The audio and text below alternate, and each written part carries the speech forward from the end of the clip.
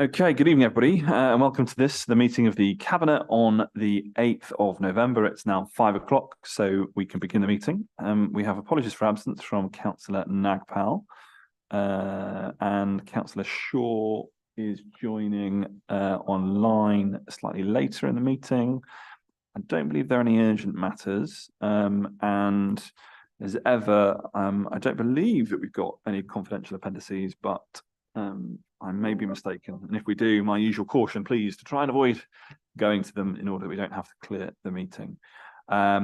We now turn to the minutes of the previous meeting. Are they agreed? Agreed.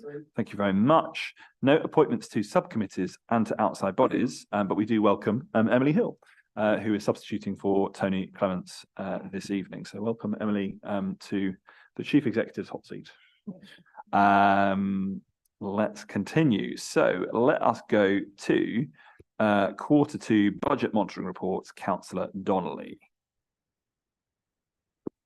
Thank you, Chair. The format of the report will be familiar to colleagues.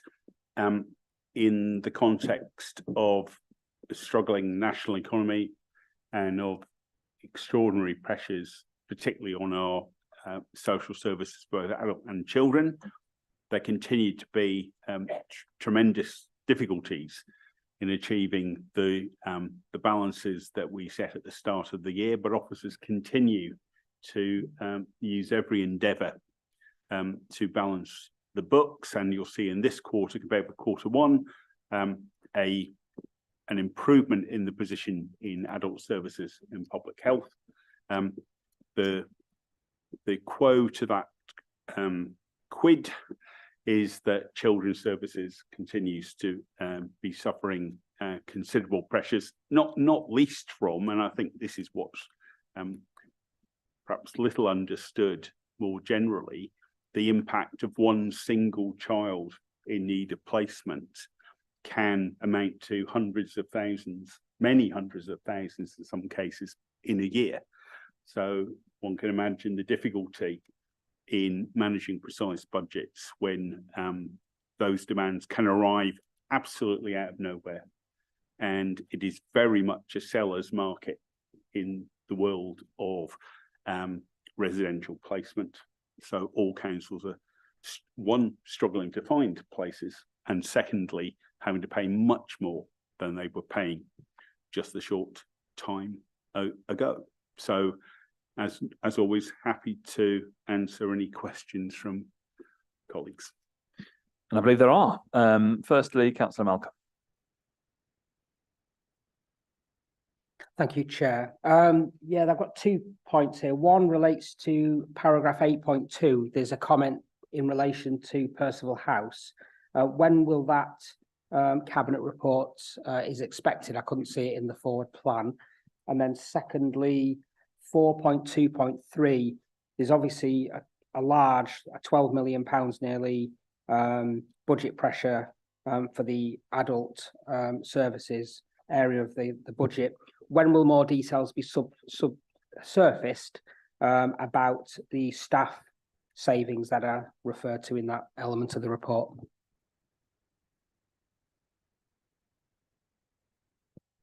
Thank you.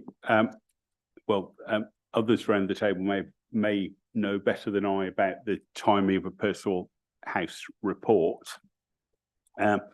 In terms of identification of staff savings, that is ongoing work, and it is not, in essence, a one-off.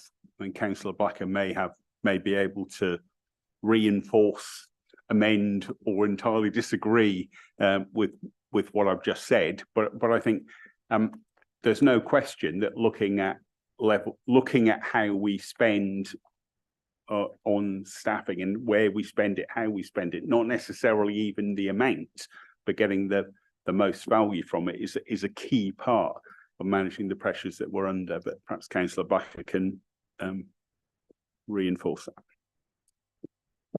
Thanks, Councillor Donnelly. Absolutely. And I just reassure that most of those staff savings are being kind of targeted towards the use of agency staff.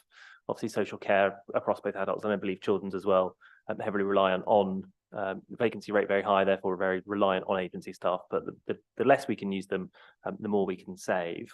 And accept that 12 million, that almost 12 million is very high, but I would point Councillor Malcolm to the fact that it was about 15 when we last met and discussed the Q1 budget monitoring. So we have made, as Councillor Donnelly said, significant progress in this area.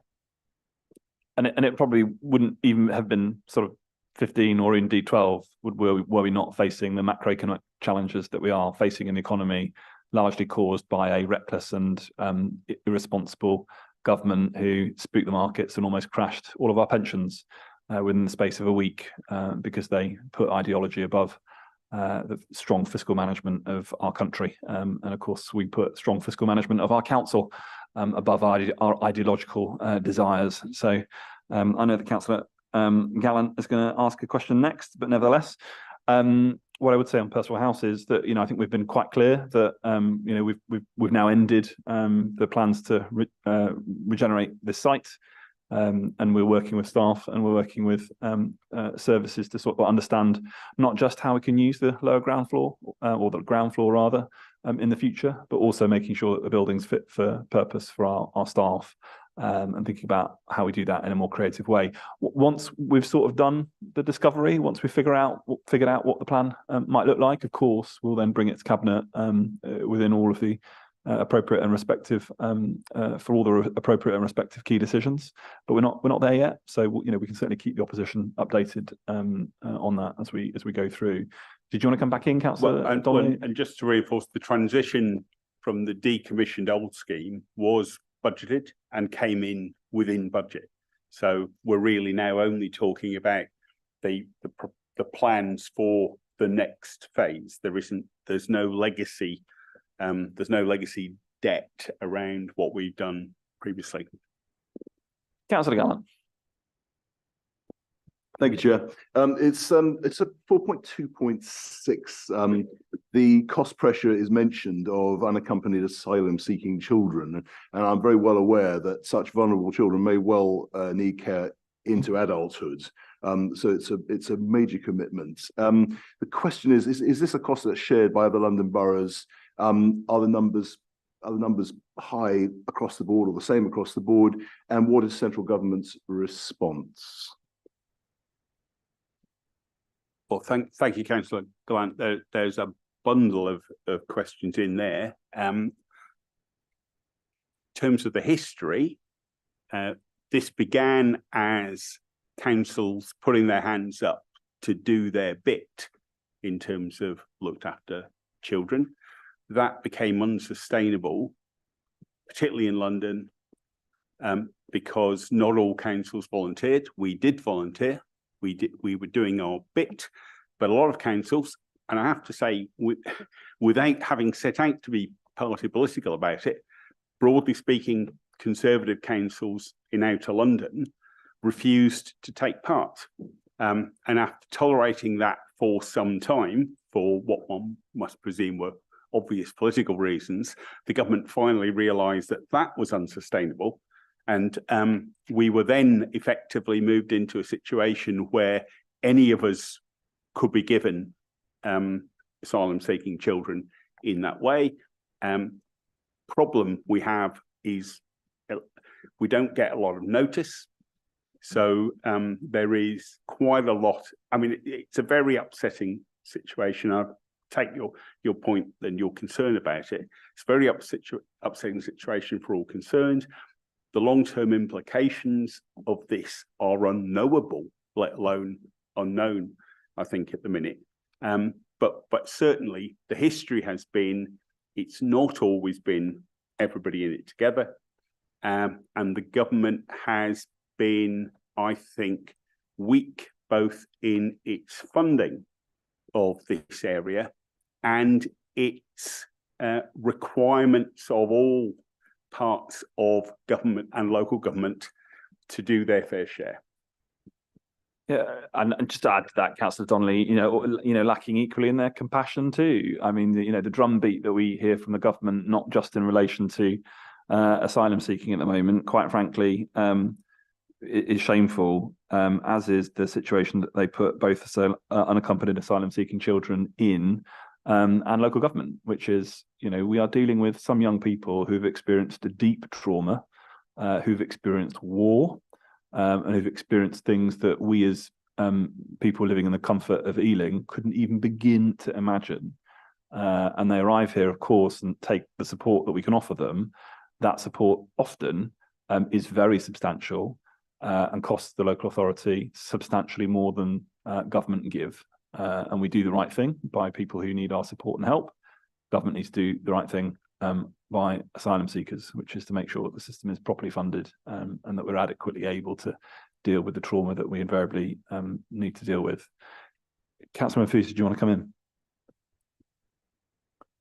Thanks, Chair. Yeah, absolutely. In terms of adding to the point, is that one of the other challenges, of course, is that for those who are lucky enough to be age assessed as being under 18, then actually they will be treated in that way, and we obviously have that obligation to support them. But for many young asylum-seeking children who come here without their parents and are then age assessed as being well above their actual age, and it's very, very clear when you meet them they are nowhere near the age that the Home Office has determined to be them to be, and then they are put in inappropriate accommodation as asylum-seeking children. And then, of course, he himself, Councillor Gallant, has already contacted us in relation to what now happens, and once they have got their refugee status, and what we will see in the coming weeks and months, and we've already started to see in many other parts of the country, is that once they do have their refugee status, is that they used to have 28 days, which is not really long enough anyway to get yourself sorted out with everything that you need to in terms of a deposit for your property that you need to move into, your rent, a bank account, your ID and everything else. We would struggle to do that within 28 days, but the government has changed that to 7 days. And for some asylum seekers who become refugees, that is even less than 7 days. And it's quite frankly inhumane, and it's just purely, we heard just last week that it's apparently a lifestyle choice to be homeless on the streets, but it is the only choice for many people who have been given their refugee status purely they can't get them on a boat, they can't send them off to Rwanda, so where the government wants to put them on is on the streets. And a very shocking situation, and not particularly one that it feels feels any good to be ending the discussion of our budget on, but an important contribution nevertheless. I don't see any more indications to speak, so I will ask that Cabinet members move to the recommendations and agree them. Agreed. Thank you very much. Councillor Donnelly, we stay with you for the commercial strategy 2023-27. Oh, sorry, wrong. Sorry, Chair, last one from me. So this is very much a strategy. So what we're doing here is laying out some underpinning principles and processes that we will around the organisation seek to implement in order to sharpen up our approach as a commercial player. And clearly we're a very big operator within the London Borough of Ealing, and we spend a lot of money outside the London Borough of Ealing too. And it's a complex area. It's not just about making money. Making money is an important, very useful thing, as the previous report we just adopted would confirm, but it's more complicated than that. So looking at the 4 themes: commercial innovation, collaborative social value, considerate and conscious sourcing, capacity and capability. This is about moving us forward in a way that balances our wish to maximise our income with our wish to maximise the wealth of our own community. There's no point the council getting richer if the community it serves gets poorer by us spending our money elsewhere. And at all times, reinforcing our commitment to our manifesto pledges around the climate emergency and how we spend our money to make the planet safer for our children and grandchildren. So all of these things need to be balanced in perfect harmony, and the commercial strategy is a step down the road to achieve that.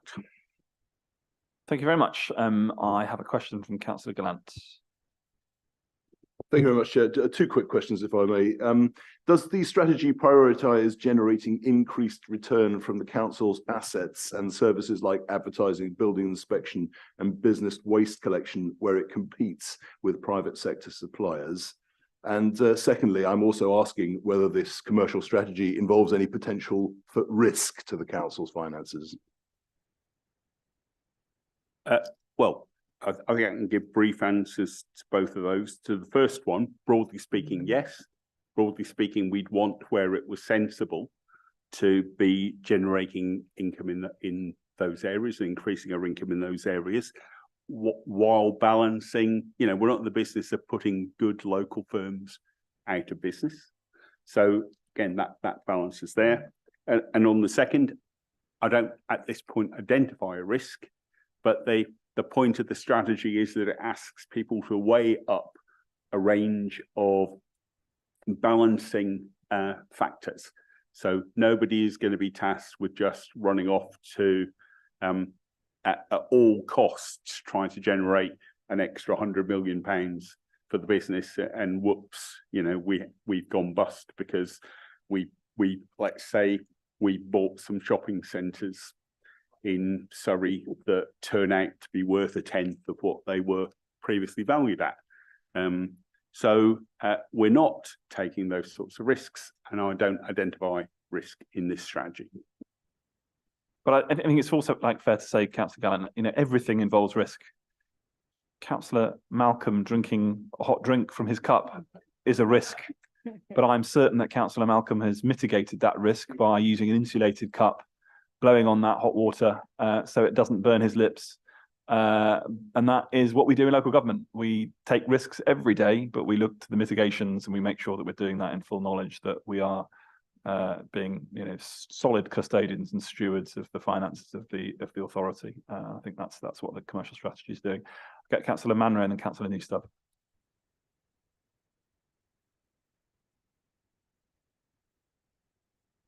So in terms of services like building control, etc., we are in competition with private sector organizations, but we seek to provide a high quality service, and we can't actually trade. As you know, local authorities are prevented from trading.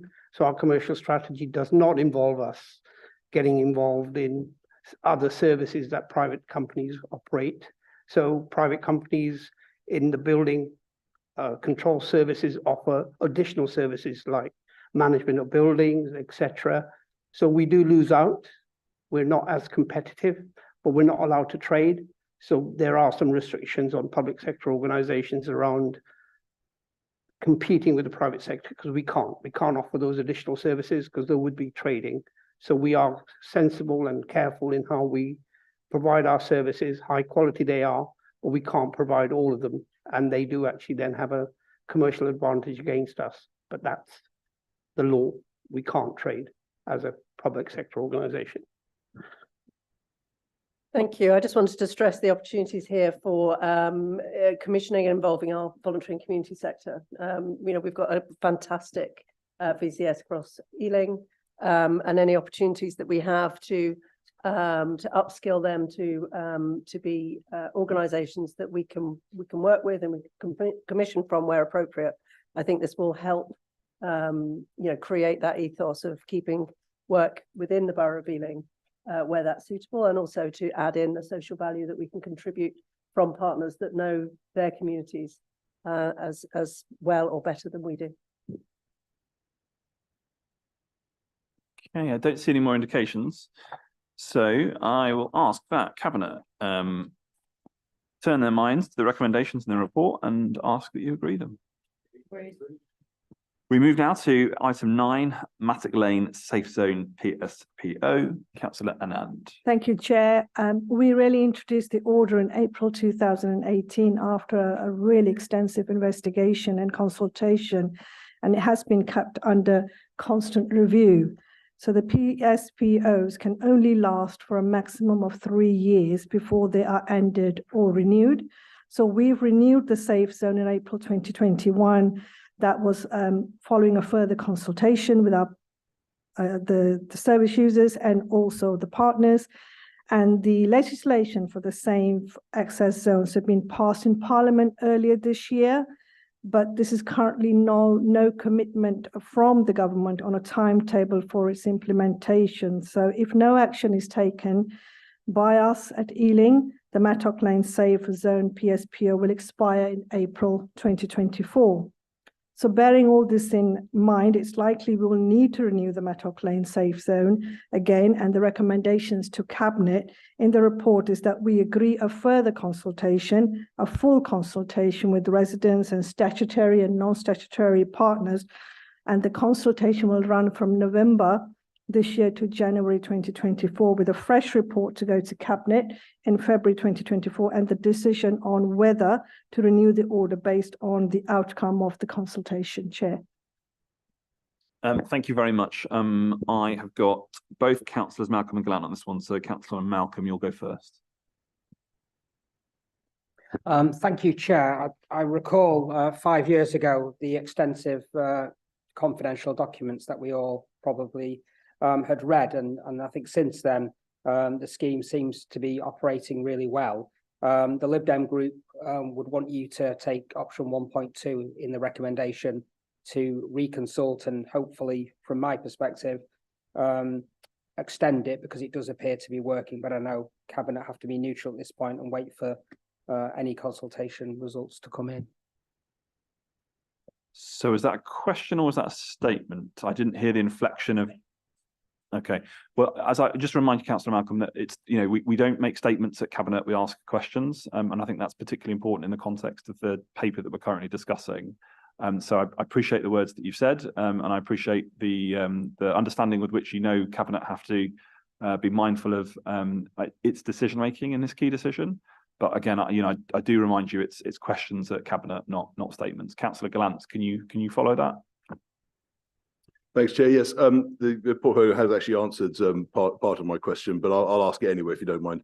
So what is the likely timescale, content, outreach and cost of the recommended consultation in the event that Cabinet chooses option 2? Chair, the cost on paragraph 6 is 150k, and that is from the last cost with all the legal costs that were attached to that. But the budget is always met through this community safety budget, but there is also officer time at this stage on the consultation, and we'll be doing a really extensive consultation with our partners, and it begins in November, like I said, and it ends in January. And the consultation will take over 8 weeks, and this includes an online survey, and this is a very complex survey which legal have reviewed and approved in the past and have done so again before the consultation goes on live online. And there will also be letters that'll be sent out to the statutory and non-statutory partners. I'm sure, Councillor Gallant, you're not making an argument that we shouldn't make a consultation. No, that is just purely for information, Chair. That's answered. Thank you very much. Because of course, Thank you. You know, it's appropriate that a local authority consults with the public about a matter as important as this, and I hope that you're not. I agree that you're not demurring from that position. Were there any other indications to speak or questions? Chair, just to say thank you to both the parties for supporting this consultation. It's very important for all of us to get this on its way. Thank you very much. Okay, so I thank everybody for their contributions, and once again ask that you take heed of the recommendations. Are they agreed? Agreed. Thank you. We move now to plans to develop an Ealing Building Blocks of Health Research Collaboration, BBHRC, pending funding from National Institute of Health Research. Councillor Blacker. Thank you, Chair. You'll recall that we adopted a very ambitious health and wellbeing strategy together in Ealing earlier this year. We always said, I think, that we couldn't deliver all of that just by ourselves, and we wouldn't want to deliver it just by ourselves as a council. So we put in a bid for £5 million of funding from the NIHR to develop our research capacity, and most importantly, the capacity of the voluntary sector to support us in delivering that strategy. One theme of which was putting communities at the heart of everything. NIHR are yet to announce the results of that. So just asking for delegated authority now to adopt that funding should we be successful. It has been a very intense and competitive process so far. So thank you to all the staff who've input, and particularly the community sector organisations who've input, as well as our other partners. Thank you. I don't believe I have any questions on this unless anybody else wants to make a contribution. But just to say, it looks, as part of our commitment to really putting power back into the hands of our communities, of course, that's not just about the services that we already deliver, but it's also about the innovations that we need to think about in terms of how we make a much healthier population. So, all elements, all digits of our feet and hands are crossed in order that we get this, because I think it'll make a really huge difference. And I know that the team have done an incredible amount of work on this, so they are all crossed. Thank you. I ask that Cabinet note the recommendations note the recommendations, but also agree the recommendations that we need to agree. Thank you very much. Update on school places and children's services capital approvals. That is me, as Councillor Nagpal unfortunately cannot be with us. I'm sure Cabinet and I'm sure the opposition are well aware that we take this report annually to set out both the admission figures for the year ahead, but also to confirm our capital approvals for the expansion where we need to make expansions, or indeed the improvements where we need to make improvements in our maintained schools and those schools in which we take responsibility for maintaining on behalf of governing boards. So the information set out in the report. I think there is a question from Councillor Gallant. Thank you very much, Chair. In the report, there's cited the need for a reception bulge class at a school in Acton, which has been made necessary by the closure of a local independent school. Labour has confirmed that if elected nationally, it will legislate to oblige all independent schools to charge VAT on school fees. Has the council factored in the likely increase in demand for school places in local authority schools and academies? Councillor, I don't really know where to start with that. We will make all appropriate. We will make all appropriate projections in terms of what the need amongst our for the need for young people is within our schools. If Councillor Gallant is advancing an argument that those with the deepest pockets should be given tax relief for this particular provision of public services, then I think Councillor Gallant probably needs to spend a little bit more time touring the schools in our borough that need a bit more of a helping hand than they're currently getting. Like, for example, Ellen Wilkinson, which in 2010 was a week away from having funding confirmation by a government comprised of both your political party and the political party that's sitting next to you, a week away from getting confirmation that they would get a full school rebuild, but had that snatched from underneath them, as so many other schools, and now find themselves in the terrible situation as a foundation school, having autoclave concrete within part of their estate. So I'm not going to take any lessons, Councillor Gallant, from any government's intention on making our schools fit for the 21st century and making sure that they are palaces in which our young people can get great education. Because your record and the record of the Liberal Democrats, unfortunately, is one that has done great damage to the schools in this borough. And we will always be there as the last authority of resort to ensure that our children get a great education. And boy, don't they. Because 98% of state-maintained schools in this borough, 98% are rated good or outstanding. And we should be very proud of that fact, as should the teams that lead that work on behalf of the council. So that's what I have to say. I direct the Cabinet, unless there are any more comments or questions. If not, I direct you to the recommendations in the report and ask that they're agreed. And so that brings us to the end of our Cabinet meeting today, the 8th of November. We meet again, I believe, on Wednesday, the 6th of December. See you then. Thank you.